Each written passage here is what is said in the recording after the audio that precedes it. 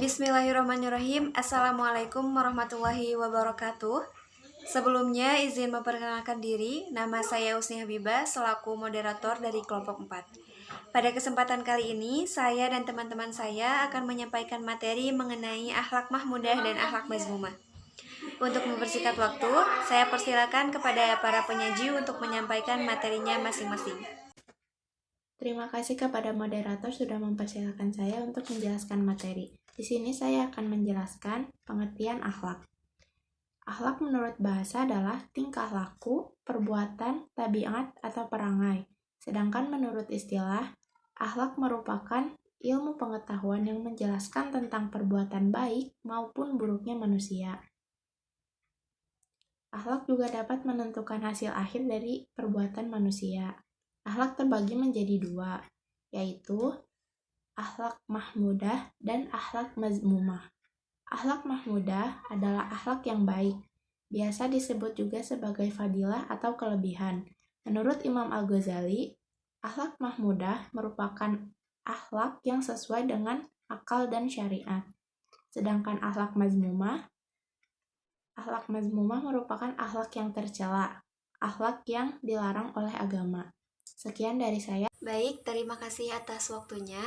Sebelumnya, perkenalkan nama saya Husni Habibah dengan NIM 1212100030.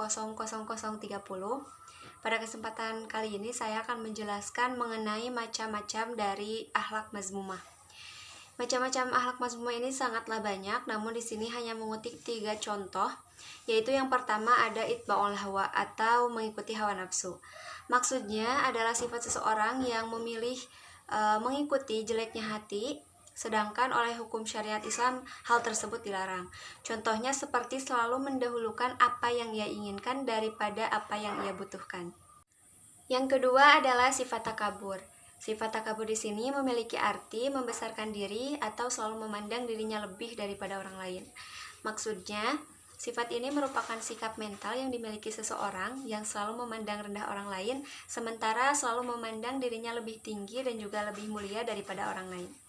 Dari pengertian ini, kita bisa menyimpulkan bahwa ciri-ciri dari orang yang memiliki sifat takabur itu yang pertama, selalu memuji dirinya dan selalu membanggakan dirinya dalam segala aspek.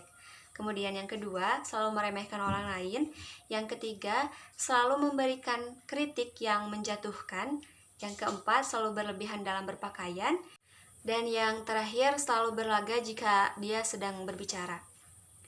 Nah, takabur juga terbagi ke dalam 2 macam. Yang pertama ada takabur lahir dan juga takabur batin. Takabur lahir adalah suatu sikap dirinya memandang orang lain dengan gerak-gerik tubuhnya, seperti raut muka, kata-kata, dan juga yang lain sebagainya. Sedangkan takabur batin adalah suatu sikap yang memandang rendah orang lain namun hanya dengan hati dan juga perasaannya. Contohnya, dia selalu tidak senang jika melihat orang lain itu mendapatkan pencapaian yang lebih daripada dirinya. Sifat takabur ini juga sangatlah berbahaya bagi diri kita karena dapat memacu timbulnya beberapa akhlak mazmumah yang lain seperti halnya dengki, dendam, iri hati, pemarah, dan yang lain sebagainya.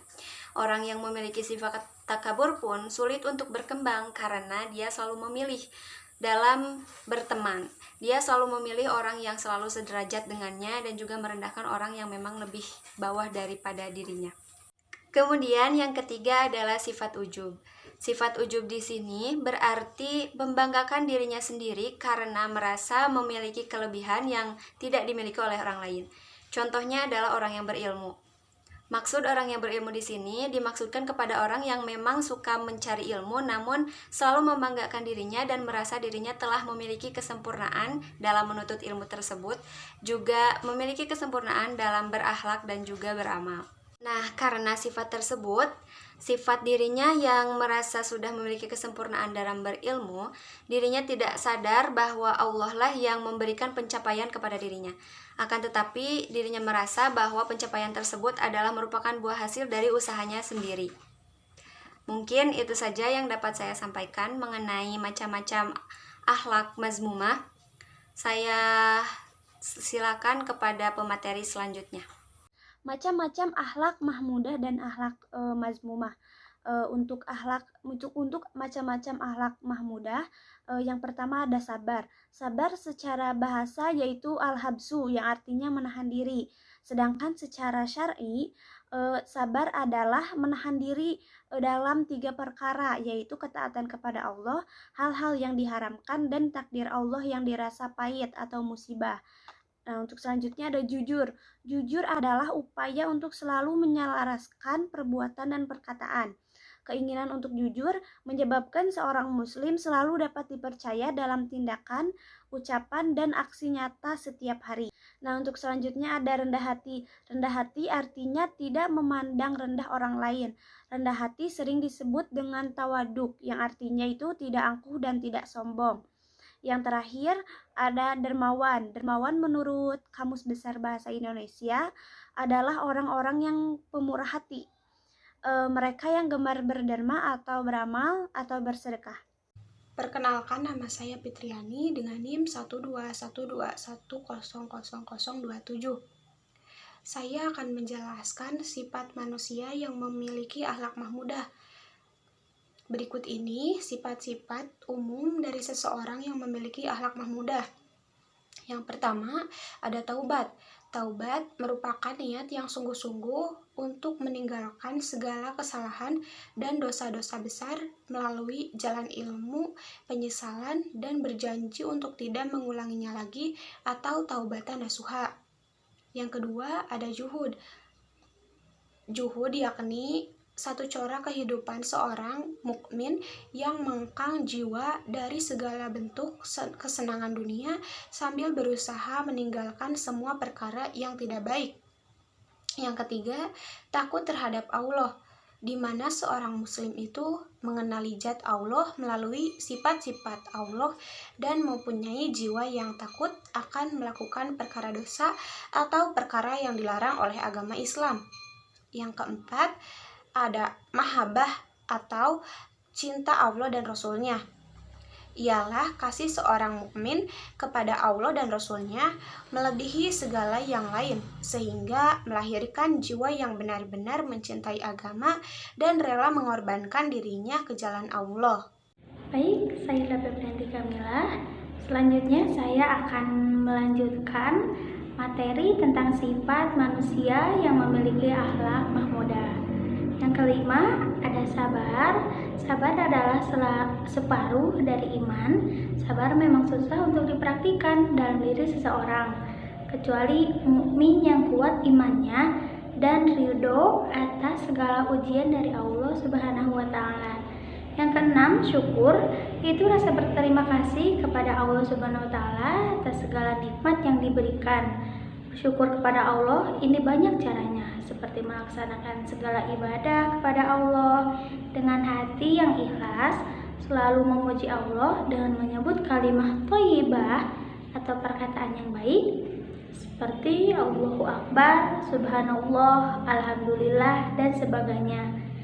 Yang ketujuh ada ikhlas dan benar, ialah membersihkan amalannya, dan ini dinamakan sebagai orang yang benar-benar ikhlas. Setiap amalan ibadah atau pekerjaan hendaklah dilaksanakan dengan ikhlas. Hati ihsan kepada Allah dengan sebenar-benar ibadah, seolah-olah Allah berada di hadapan kita. Selanjutnya ada tawakal, yaitu meletakkan semua kehendak hanya kepada Allah setelah berniat yang diikuti dengan usaha. Yang kesembilan ada ridho dengan qada Allah, adalah salah satu daripada sifat mahmudah. Segala ketentuan Allah sama ada baik atau buruk dan harus diterima dengan syukur atau sabar. Nah, itulah yang dapat saya sampaikan. Selanjutnya akan dilanjutkan dengan pemateri selanjutnya. Terima kasih. Perkenalkan, nama saya Inayah Putri Respati, NIM 121210031. Saya akan menjelaskan mengenai sifat manusia yang memiliki akhlak mazmumah. Yang pertama, gemar makan dan minum. Hadis Nabi Shallallahu Alaihi Wasallam yang bermaksud Yang terlebih afdol atau utama pada Allah Subhanahu wa Ta'ala ialah orang yang banyak berlapar dan banyak tafakur. Dan yang terlebih benci kepada Allah ialah orang yang banyak makan, banyak tidur, dan banyak minum. Yang kedua, banyak berkata-kata perkara sia-sia, ialah manusia yang suka berkata-kata, berbual-bual, dan bersembang-sembang, perkara yang lakok atau lalai, seperti mencaci orang, menfitnah, hanya kepentingan dunia, perkara tanpa faedah, dan sebagainya. Firman Allah Subhanahu wa Ta'ala yang bermaksud, tidak ada kebaikan pada kebanyakan bisikan-bisikan mereka, melainkan bisikan-bisikan daripada yang menyuruh atau manusia bersedekah atau berbuat ma'ruf atau mendamaikan manusia. Quran Surat An-Nisa ayat 114. Yang ketiga, marah. Marah ialah berpuncak dari kurangnya kesabaran dalam menghadapi keadaan. Orang yang demikian selalu didorong oleh pengaruh syaitan yang ingin merusak iman dan dirinya. Yang keempat, hasad, dengki, dan iri hati ialah seseorang itu rasa kurang senang dengan nikmat yang dikecapi orang lain, lalu mengharapkan nikmat itu terhapus darinya. Hadis Nabi Shallallahu Alaihi Wasallam yang bermaksud, hasad itu memakan atau memusnahkan kebaikan, sebagaimana api memakan atau membakar kayu. Saya Asri Rosidah dengan NIM 12121000009 akan membahas mengenai sifat manusia yang memiliki akhlak majmumah. Poin kelima yaitu kasih kepada harta. Ialah seseorang yang memiliki harta dan kemewahan hidup, tetapi kemewahan yang membawakan kepada sifat bakhil, tamak, dan juga dibenci oleh Islam. Poin yang keenam yaitu takabur. Puncak berlakunya sifat takabur adalah dari banyak sebab yang boleh menyebabkan seseorang itu takabur atau sombong diri, seperti nasab, keturunan, kuasa pemerintahan, kekayaan, kelebihan ilmu, banyak pengikut, dan banyak ibadah. Poin yang ketujuh yaitu riya. Orang yang riya ditakrifkan pula sebagai sifat untuk menarik pandangan orang dengan menampakkan berbagai amalan yang baik dilakukan semata-mata menginginkan pujian, pangkat, atau kedudukan. Poin yang kedelapan yaitu ujub. Ujub ialah berkait rapat dengan takabur dan riya. Ujub berarti berasa bangga dengan keistimewaan dan kelebihan diri sendiri. Ini juga berkait rapat dengan kelebihan dari segi kecantikan, kepandaian, kekayaan, dan lain-lain. Kesembilan yaitu kasih akan dunia, ialah orang yang mempunyai hati yang senantiasa berpaut kepada kehidupan kesenangan dunia, akan menyebabkan seseorang itu takutkan mati. Firman Allah yang bermaksud yaitu, ketahuilah sesungguhnya kehidupan dunia adalah permainan dan senda gurau, perhiasan bermegah-megahan antara kamu dan berlomba-lomba dalam mengumpulkan harta kekayaan dan anak pinak. Mungkin sekian dari saya penjelasannya. Assalamualaikum warahmatullahi wabarakatuh. Sebelumnya saya ucapkan terima kasih kepada moderator yang telah memberikan waktunya. Saya akan menerangkan materi tentang akhlak Rasulullah. Nabi Muhammad SAW adalah figur yang layak dijadikan sebagai teladan dalam berperilaku. Beliau merupakan pembimbing dan pemberi petunjuk kepada manusia dalam memandang hidup, bersikap, serta bertingkah laku yang sesuai dengan tata aturan Allah SWT. Nabi Muhammad SAW membimbing manusia tidak hanya melalui lisan saja, tetapi juga beliau memberikan contoh nyata melalui kehidupan keseharian beliau. Bahkan terhadap orang-orang yang membencinya, Nabi masih berperilaku baik. Sebagai bukti tentang akhlak Rasulullah SAW yang ada dalam kitab Maulid Berjanji dan kitab Burdah. Dalam kitab Maulid Berjanji yaitu, beliau seorang yang sangat pemalu dan rendah hati. Beliau memulai salam kepada orang yang bertemu dengannya. Sedangkan dalam syair yang ada pada qasidah Burdah yaitu, kutinggalkan sunnah Nabi yang selalu beribadah menghidupkan gulita malam hingga telapak kaki sakit, membengkak karena ibadah malam. Nabi yang begitu hebat menahan nafsu dan lapar, mengikat batu halus pada perut karena begitu zuhud keduniaannya. Maka dari itu, sangat jelas dari kedua syair ini menunjukkan bahwa sangat penting memiliki akhlak yang berpedoman langsung kepada Al-Quran dan hadis. Yang artinya manusia hidup tidak hanya memikirkan dunia saja, akan tetapi harus sama-sama seimbang antara dunia dan akhirat. Dengan memiliki akhlak yang baik, bisa membawa dirinya menemukan hakikat kehidupan yang sesungguhnya dan mampu membedakan yang mana yang benar dan yang mana yang salah. Maka akhlak penting diterapkan sedini mungkin. Rasulullah Shallallahu Alaihi Wasallam diutus untuk menyempurnakan akhlak, yaitu untuk memperbaiki hubungan makhluk, yaitu manusia dengan Kholik sang pencipta, dan hubungan baik antara makhluk dengan makhluk. Karena akhlak yang sempurna itu, Rasulullah Shallallahu Alaihi Wasallam patut dijadikan sebagai uswatun hasanah atau teladan yang baik. Dalam firman Allah SWT, Quran Surah Al-Ahzab ayat 21, yang artinya, sesungguhnya pribadi Rasulullah merupakan teladan yang baik untuk kamu dan untuk orang-orang yang mengharapkan menemui Allah dan hari akhirat dan mengingat Allah sebanyak-banyaknya. Mungkin cukup sekian dari saya. Meneladani akhlak terpuji Rasulullah Shallallahu Alaihi Wasallam. Nabi Muhammad Shallallahu Alaihi Wasallam adalah figur yang layak dijadikan sebagai pedoman hidup. Beliau diutus oleh Allah Subhanahu wa Ta'ala di dunia ini, yaitu untuk menyempurnakan akhlak manusia dengan manusia maupun akhlak manusia dengan sang Kholik atau sang pencipta Allah Subhanahu wa Ta'ala. Sesuai dengan firman Allah Subhanahu wa Ta'ala dalam surat Al-Ahzab ayat 21 yang berbunyi, A'udzu billahi minasy syaithanir rajim. Bismillahirrahmanirrahim. Laqad kana lakum fi Rasulillahi uswatun hasanatun liman kana yarjullaha wal yawmil akhir.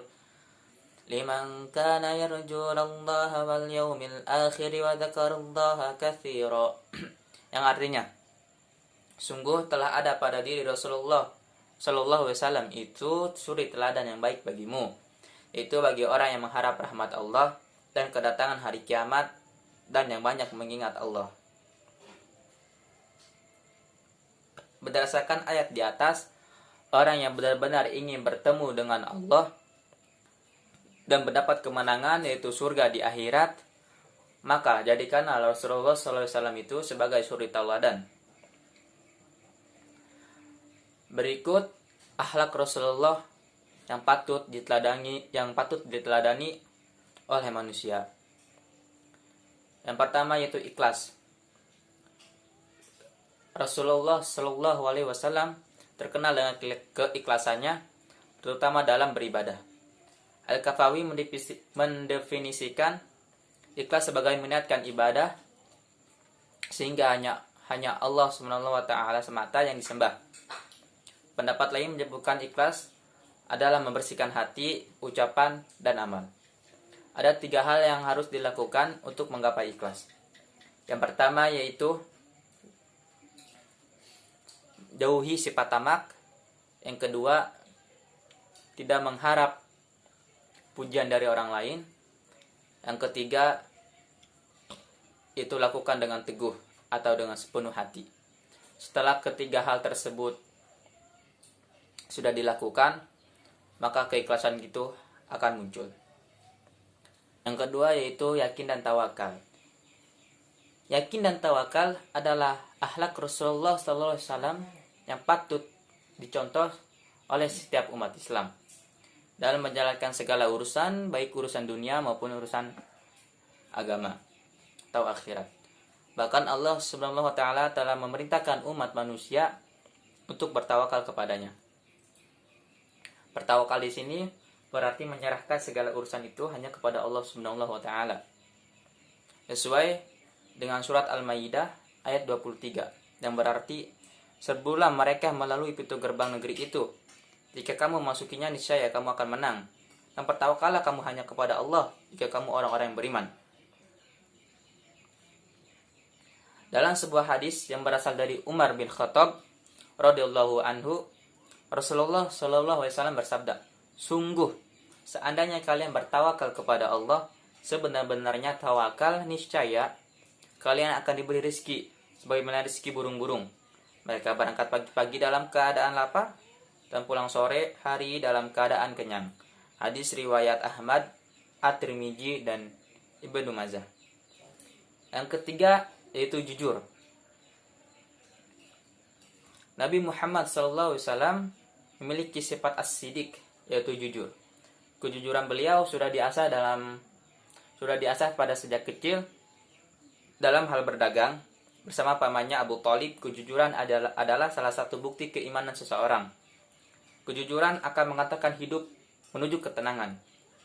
Dalam sebuah hadis yang berasal dari Abu Muhammad Al-Hasan bin Ali bin Abi Thalib meriwayatkan, aku menghafalkan sabda Rasulullah Shallallahu Alaihi Wasallam, tinggalkanlah apa yang meragukanmu pada apa yang tidak meragukanmu. Sesungguhnya kejujuran lebih menenangkan jiwa, sedangkan dusta menggelisahkannya. Hadis riwayat Tirmidzi dan Ahmad. Setidaknya ada 3 macam kejujuran, yaitu jujur dalam ucapan, jujur dalam perbuatan, dan jujur dalam niat. Yang keempat yaitu amanah. Amanah adalah akhlak Rasulullah SAW yang paling menonjol. Beliau dikenal sebagai sosok yang jujur dan amanah atau terpercaya, baik sebelum diutus menjadi rasul maupun setelahnya.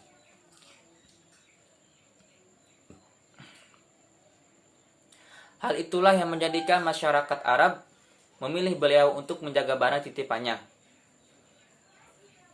Sesungguhnya Allah Subhanahu wa taala telah menjadikan amanah sebagai sifat yang melekat pada setiap nabi. Dalam surat Al-An'am ayat 50 beliau berfirman, A'udzu billahi minasyaitonir rajim. Bismillahirrahmanirrahim. Ulaika alladzina hadallahu fabihudahu muqtadih. Qul la as'alukum 'alaihi ajra in huwa illa dzikra lil alamin.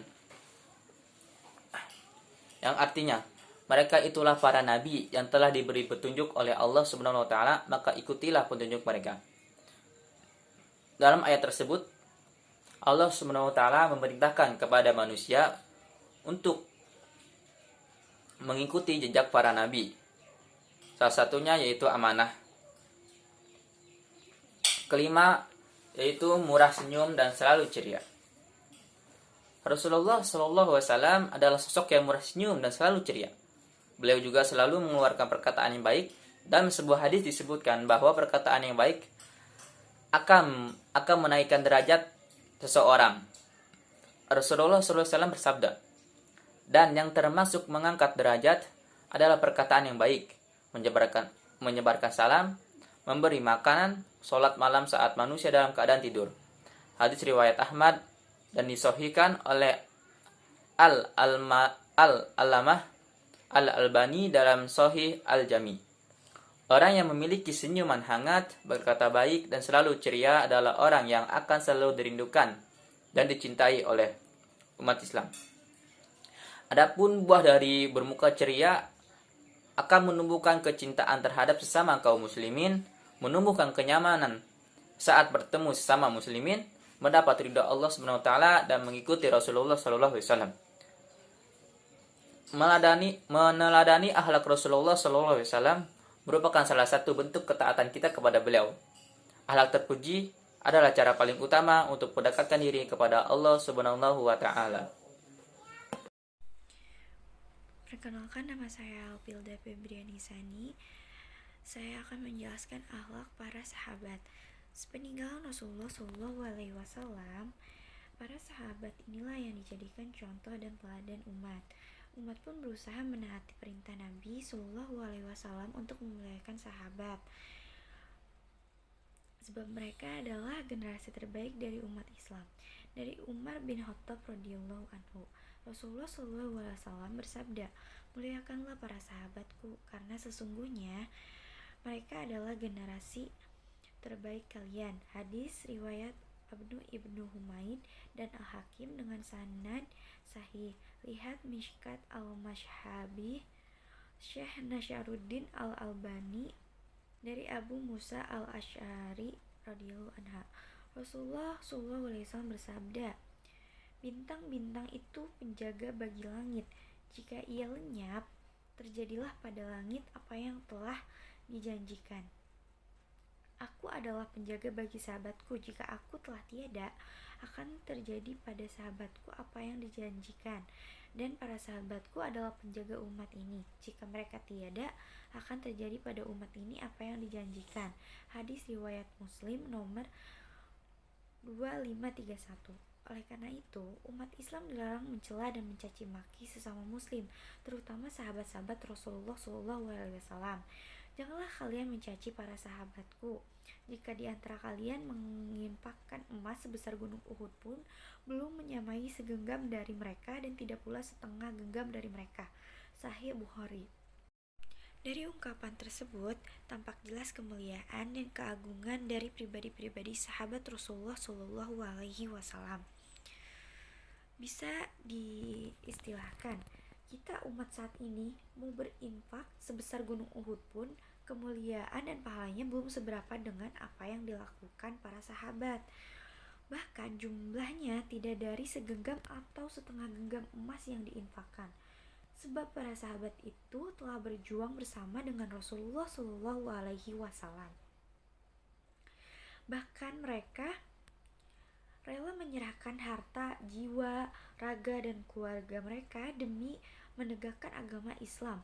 Selain itu, mereka orang-orang yang pertama masuk Islam atau as-sabiqun al-awwalun. Tak heran bila Rasulullah SAW menjamin di antara sahabat-sahabat itu sebagai penghuni surga, dan di antara mereka pula ada yang menjadi penyebab turunnya Al-Quran. Para sahabat ini tidak saja dari keturunan Arab, tetapi juga ada yang berasal dari luar Arab, seperti Bilal bin Rabah atau dari Hashbah atau Ethiopia, Salman Al-Farisi berasal dari Persia, dan Suhaib Ar-Rumi dari Romawi. Demikian mulianya akhlak dan sikap para sahabat. Cukup sekian dari saya. Terima kasih.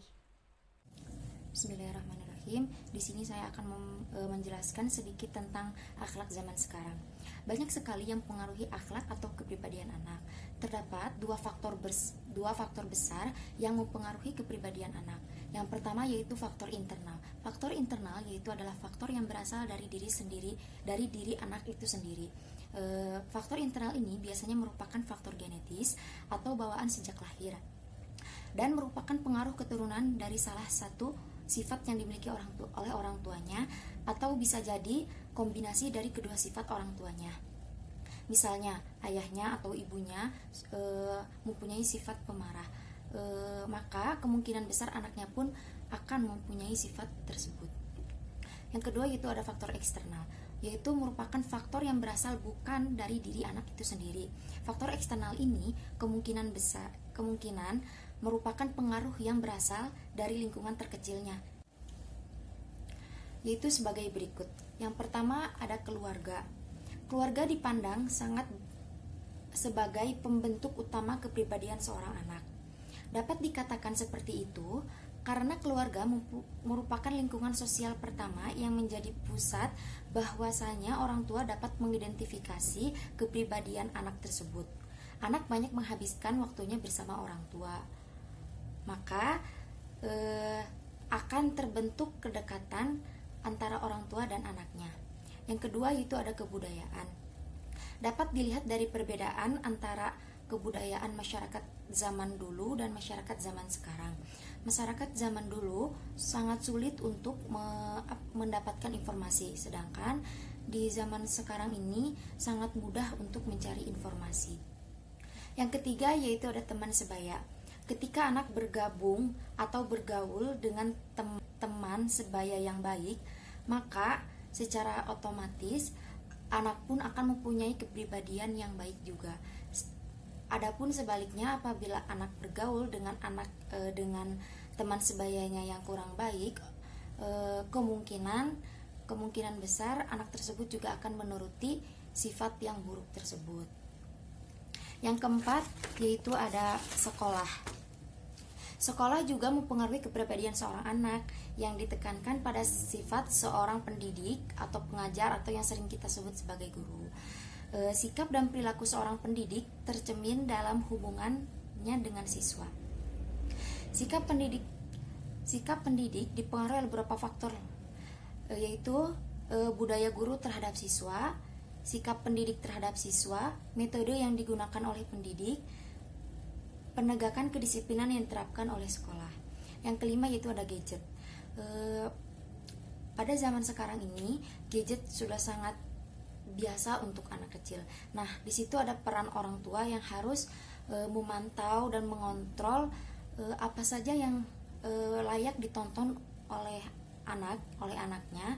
Jadi agar anaknya mempunyai kepribadian yang baik yang sesuai dengan syariat Islam. Maka peran orang tua sangat penting dalam membina, mendidik, dan memelihara kepribadian anaknya supaya menjadi pribadi yang berakhlakul karimah. Alhamdulillahirrabbilalamin, penyajian materi telah tersampaikan dengan baik. Semoga dapat bermanfaat khususnya untuk para penyaji sendiri dan umumnya untuk kita semua yang menonton video kali ini. Mungkin sekian dari saya, mohon maaf bila masih terdapat banyak kesalahan dan kekurangan karena sama-sama masih dalam tahap pembelajaran. Sekian, terima kasih. Wassalamualaikum warahmatullahi wabarakatuh.